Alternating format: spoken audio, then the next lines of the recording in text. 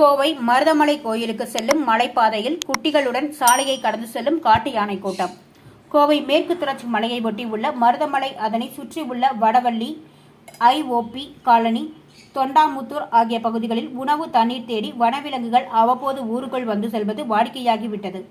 இந்நிலையில் கடந்த சில நாட்களாக ஒற்றை யானை மற்றும் 2 காட்டு யானைகள் மருதமலைக்கு பக்தர்கள் நடந்து செல்லும் படிக்கட்டு பாதை மற்றும் மலை சாலையில் யானைகள் கடந்து சென்று வந்தன. இந்நிலையில் இன்று அதிகாலை 10க்கும் மேற்பட்ட காட்டு யானைகள் குட்டிகளுடன் மலை சாலையை கடந்து சென்றுள்ளது. அதனை கோவிலுக்கு சென்ற பக்தர்கள் ஒருவர் தனது செல்போனில் வீடியோ பதிவு செய்து உள்ளார். அந்த செல்போன் வீடியோ காட்சிகள் வெளியாகி வைரலாகி வருகிறது. மேலும் வனவிலங்குகள் நடமாட்டத்தால் மாலை 6 மணிக்கு மேல் கோவிலுக்கு செல்ல பக்தர்களுக்கு வனத்துறையினர் அனுமதி மறுத்துள்ளனர். இந்நிலையில் குட்டிகளுடன் 10க்கும் மேற்பட்ட காட்டு யானைகள் கடந்து சென்று உள்ளதால் அங்கு செல்லும் பக்தர்களுக்கு வனத்துறையினர் உரிய பாதுகாப்பு வழங்க வேண்டும் என கோரிக்கை எழுந்துள்ளது.